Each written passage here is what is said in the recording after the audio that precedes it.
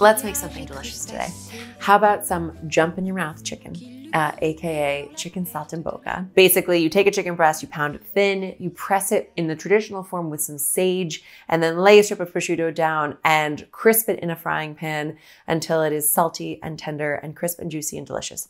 And you can serve it with any number of things. But because it's me, I'm gonna take some liberties. I'm going to, yes, use the traditional sage, which I think far too often is relegated just for like Thanksgiving recipes. Sage is so delicious. There's a real like punchy herbalness to it that I think is amazing. And it's really nice in just like a browned butter situation with pasta, ravioli, all kinds of good stuff there. But we're gonna use sage. We're gonna pump that up with a little lime zest, some fresh mint and parsley. I have a fun little herby salad I'm envisioning to put over this dish because think about chicken paillard where, yes, chicken paillard is lovely and chicken saltimbocca is much lovelier than chicken paillard, but it's always nicer with like a little fresh leafy green situation going on. So that's what we have planned. It's gonna be fast, it's gonna be delicious. The first thing we're gonna do is start with what we're gonna sprinkle onto the chicken breast because chicken breast is like the perfect blank canvas. It has almost nothing going on. It's the friend that every time you call, they're like, of course, I will drive there. I will meet you right now, which is a friend that everybody loves because impromptu plans are the best plans. Okay, so I'm gonna make this little herby mixture to go over our chicken breast. And I have to tell you, the sort of traditional versions will leave the leaves whole and press them onto the chicken breast, which is lovely. But I want you to have the flavor of sage in every bite. So I'm going to chop this up, give it a nice little mince, along with some fresh mint, which I also think is an underutilized fresh herb. So just take all your leaves and kind of just stack them up. When you're working with really delicate herbs like we are today, you don't want to abuse them. You don't want to bruise them, which means you don't want to cut through them too many times. You want to just sort of roll them up into this tight little cigar and then using your claw so that your fingers are never in the way, just cut these thin, fine ribbons of fresh herby deliciousness. That goes into our bowl here with lime zest, which again just brings a little nice fresh citrus hit without too much bitterness because I'm not going any deeper than just that surface level of bright green. Once you get to that sort of light white part coming through, move along. A little chili flake going in with our lovely fresh herbs. You can definitely skip that if you'd like. And a little olive oil once that's all brought together. Maybe a tablespoon or so. Okay, mint, chili, lime zest, sage. Your big pinch of salt in there. Set it to the side. Grab your chicken breast. So I have, you know, just nicely sized regular chicken breast here. And I'm just going to slice across the center to sort of butterfly it open, but then continue slicing all the way through to give yourself these lovely individual portion sizes like so. Working my way through 4 chicken breast. And depending on how hungry your people are, you can serve two per person, which I think is a nice and substantial and delicious meal. And then look, depending on how thin you want your chicken to be and how thick the pieces are that you started with, you can pound them even a little thinner than that. I wash my hands and I don't have a mallet, but what I do have is a heavy skillet. So I just have a sheet of plastic wrap that I'm folding over top and bottom my chicken breast half. And then you know what to do. If you have a mallet, it will be infinitely easier. Go ahead and use it, but this is MacGyver Kitchen. We do what we need to do. Behold. And all we're looking to do here is spread it a little bit so you have roughly even 1/2 inch thickness throughout and your chicken will cook evenly and remain very flavorful and juicy. And also look pretty, which we do care about. So you can see, lovely even thickness throughout, very uniform looking. Continuing on. This goes into the wash. I'm gonna wash my hands and I'll be right back. Okay, so now we have our lovely pounded chicken breast. We are just going to quickly use our herb and zest mix to flavor up each piece. I'm just gonna work in kind of a stacking motion like so, and then you'll see I'm gonna go back and lay a sheet of prosciutto over each one. But this is just going to create a nice little glossing with the oil and additional flavor boost with our fresh herbs. And for the very first time in my life, it would appear that I didn't use enough herbs. So I'm gonna get myself some more of those going. But in the meantime, let me show you how you create the Saltimbocca effect. So take your chicken breast, and each time you are going to grab a lovely sheet of prosciutto. You just want to, in a single layer, coat over the chicken breast. You don't want to go too crazy because this is a light and crisp and tender meal. I asked for these extra thinly sliced, and I am regretting that decision now because they're a little harder to work with, but you do want to create just the perfect little sort of face mask for your chicken pieces with these prosciutto strips. And that again is going to bring so much rich, salty flavor, a little bit of extra fat as these cook away in your saute pan. Oh, see this one, that's perfect. And if you have just a little extra length left over here, just go ahead and tuck it up.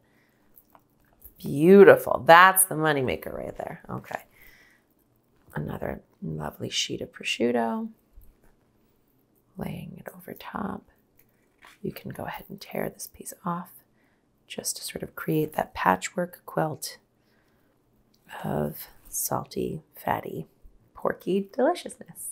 So now that I have worked my prosciutto pieces over each chicken breast, you just sort of press it down to adhere it to the surface of your chicken, which is also helped by the fact that we have that little slick of oil on there. But prosciutto is kind of this like wonder meat where it really does self-adhere. I have some all-purpose flour here. You're not going to bread this chicken. You are just sort of creating a little coating that further develops the flavor, gives the oil something to hold on to. And because you have this little flour and fat situation going on, you are also going to have the beginnings of a delicious gravy pan sauce that goes hand in hand with our chicken saltimbocca. I'm just pressing each piece into the flour mix. It's gonna adhere the herbs to our chicken breast as well. You kind of just shake off the excess. And then we will let these hang out for 5 minutes while I get my pan and a little olive oil up to heat, over medium heat, and wash my hands again. Before I fry the chicken, and especially if you've just pulled the chicken out of the fridge before you got started with the breading process, you do kind of want to let the chill wear off a little bit. 20 minutes here on the counter is perfect before we fry. And because I want us to be able to dive in as soon as they are crispy, golden brown, crackling, coming out of that hot oil with that pan gravy, I'm going to make the quick salad right now. So it goes seamlessly, 1, 2, 3. What do we need for a salad? Big ass bowl. I am going to bring back my fresh herbs, which I love. I'm actually going to bring back the mint, but the parsley is new, and make kind of like a big leafy, just delicious, very fresh, very tender green salad to go over top, piled over our little chicken saltimbocca pieces.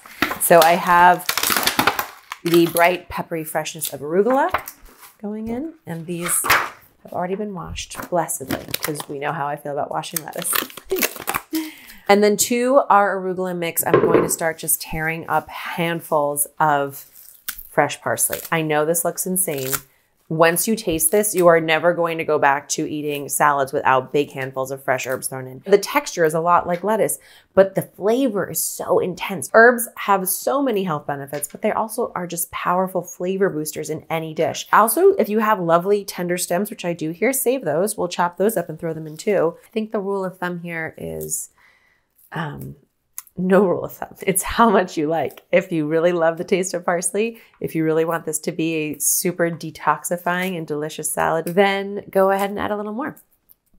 Okay, so that's perfect for me. Now I want to throw in a few of these mint leaves as well. And I am going to leave these whole. Just be forewarned, that means that some bites are going to have lots of lovely big mint flavor. If you don't love that, mincing it up will help it better distribute through the whole salad. Like maybe this leaf is a little aggressive. I could just tear him up. And when you pinch the fresh leaves like I am here, you are bruising them, but you're also releasing the essential oils. Like the fragrance of mint is just overwhelming in this immediate vicinity, which I love. It feels so fresh and spa-like. If there's any giant wooden stems, go ahead and discard them. But for these tender, lovely ones, let's go ahead and give a quick little mince. Ta-da! Time to make a vinaigrette. The vinaigrette, in my case, is going to, again, harness some of what we put into the chicken. I'm going to use some fresh lime juice and some olive oil again. Then I'm going to add a minced shallot to the mix, which I think is going to add the perfect bit of like oniony, but delicate flavor. I'm going to do half a shallot at this point because this is a big one. And I don't want it overwhelming all the other delicious flavors going on in our dish. So just give it a quick peel. And I've shown you guys this mincing method before, but it bears repeating. Go across lengthwise with thin little strip cuts, and then go across horizontally with these sort of flat cuts, and then holding the whole bulb together again, go across and get yourself a lovely uniform tiny mince on your shallot. Perfect. Shallots into the bowl, lime juice into the bowl. And if you struggle to get the juice out of your lime, you can go ahead and give it a quick try. But I can feel that there's lots of juice hiding up here in these sort of upper quadrants. So I just take a fork and stab it in, being careful not to stab your palm, and just sort of wiggle and jostle out that delicious fresh juice in there. Other half. I think I'm gonna want one more. In fact, I know I am gonna want one more lime.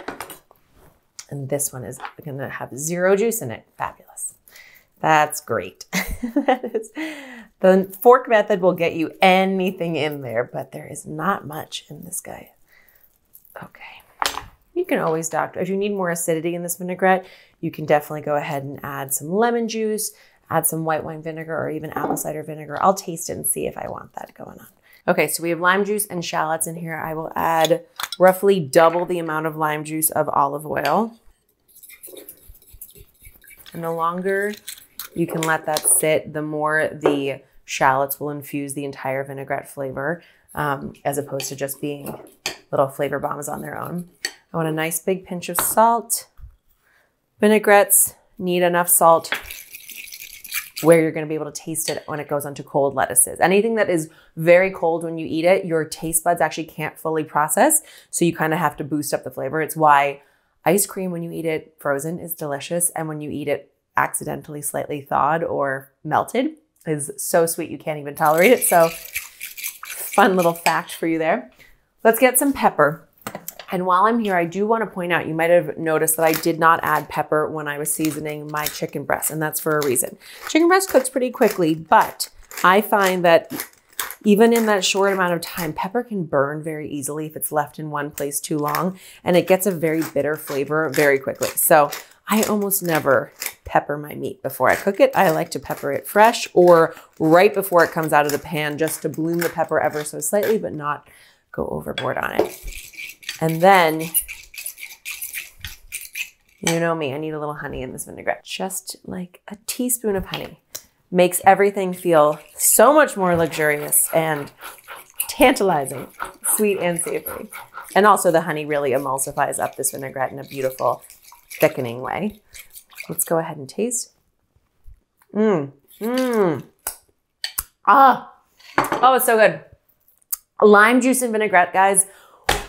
Phenomenal. Do it. Okay, now it's time to add some of the fatty parts of this salad, because it can't all just be light and fun and fresh and fancy free. Marcona almonds. These are fried almonds, guys. They look like this. Specialty of Spain. You probably can make them on your own. If you don't have Marcona almonds, go ahead and grab slivered almonds or even just whole raw almonds. Chop them up, and then you can put a little olive oil on top and toast them in your oven. It will get you very close to the same effect. You can get roasted salted almonds and just chop those up. You can do a different nut. You could do walnuts, delightful. Pine nuts, delightful. Not essential. If you want to skip them entirely, you definitely can too. So I'm going to take maybe, let's do a 1/4 cup of Marcona almonds. And they are just so rich and lovely. And they go down really nice with some hunks of Parmesan and beautiful fat plump green olives, and a nice cocktail. So just give them a try. Once I have a pretty decent chop on here, then you can go ahead and scatter it over your salad. And then the last little piece we want in this effort of keeping this salad equal parts indulgent and light is some manchego cheese. And this is a delightful, really salty, creamy, light cheese that I love melted over my eggs. I love it on sandwiches. Sometimes chicken saltimbocca will have some like melted fontina cheese or even mozzarella cheese on top. That's not my method because I really want the prosciutto to stay crispy and delightful. So I do like to add just a little savory, cheesy goodness into this salad. Salad is ready. Vinaigrette is ready. Chicken, it's time to fry. It's time to give them their nice bath in some hot oil. So I have a cold pan here, nice wide but shallow skillet. And you want to go in with enough olive oil to thoroughly coat the base of the pan. Depends on how wide your pan is. It does not need to be a deep fry, just a shallow coating. And you'll see these cook up super fast. We're gonna go like 3 minutes aside probably. We'll see. There's a few slightly larger chicken breasts in here, but then it's time. A good way to test is you can just drop a little flour in and see when it starts to sizzle. No sizzling as yet. You know what, even better, we'll just tear off a tiny piece of prosciutto and see what happens. Okay, you can see it started to shrivel up there and bubble. That's how we know. That's where we want to be. Go ahead and put your chicken prosciutto side down first. 2 at a time, I would say. And listen for the sizzle.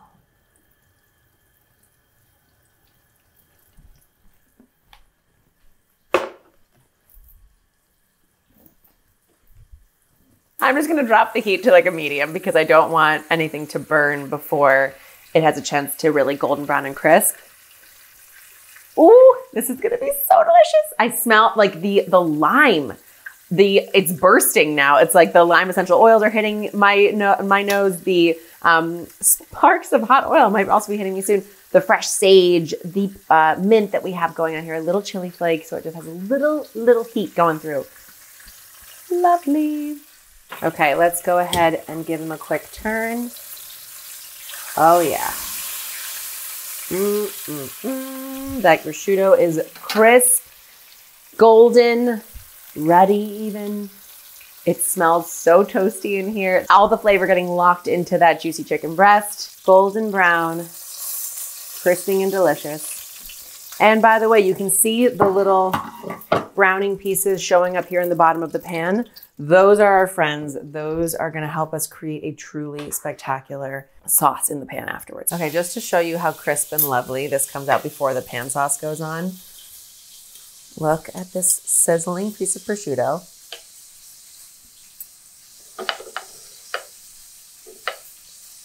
Tender, juicy chicken meat with that crisp little porky layer on top and all those herbs and the lime and the chili. And the sage. Hear me out. It's a little bit like the best version of Thanksgiving turkey. All super juicy meat, a little sage flavor. If you want to stop here and serve it up with the salad, absolutely, all for it. Already so flavorful, already so delicious, already perfectly cooked. The pan sauce is really just to gild the lily and make it even more sumptuous, but stop here. If you want just like a quick, delightful, easy, and delicious dinner, stop here. Okay, so after you're done frying up your chicken, you should have just a very tiny little bit of oil left in here. If there's more than that, you can actually spoon it out because you don't want a ton, but all those little brown bits are your friends. They are going to help you create a truly luxurious sauce.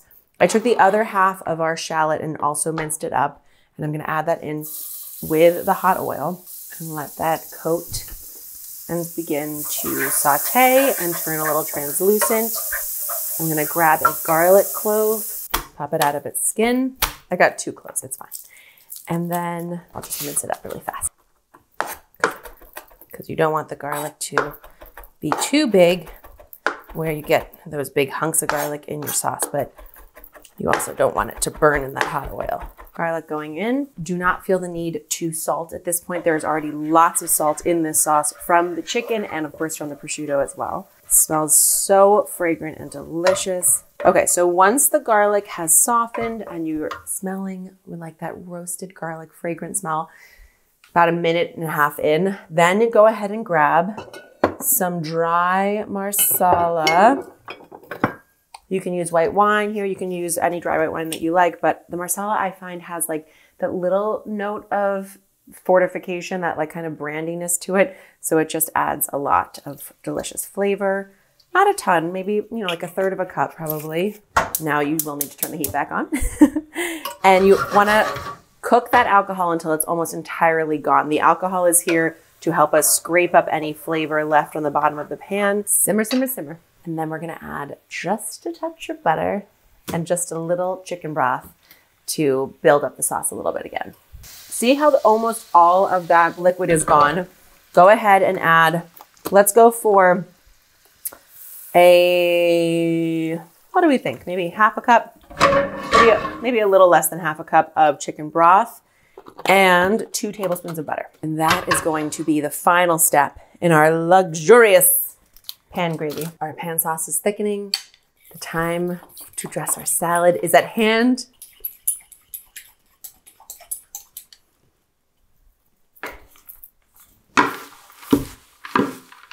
Okay, let's make a little plate. Chicken, check on the gravy, lovely. Looking so nice. Essential salad. Not too crazy, just enough. Little extra shaving of your fresh cheese over top. And honestly, leave it there. Like, I'm not even joking. Who needs the sauce when it looks this good? But we made the sauce. So I am gonna put just a little puddle on it so we can drag our meat through and really get the full effect. It smells so delicious. Look at this thick, buttery, chickeny, marsala winey, shalloty, garlicky sauce. Take it to your plate and everybody gets just a little pool to the side to drag through. I'm so excited. Cut into that crisp prosciutto. Scoop up some of this luscious sauce.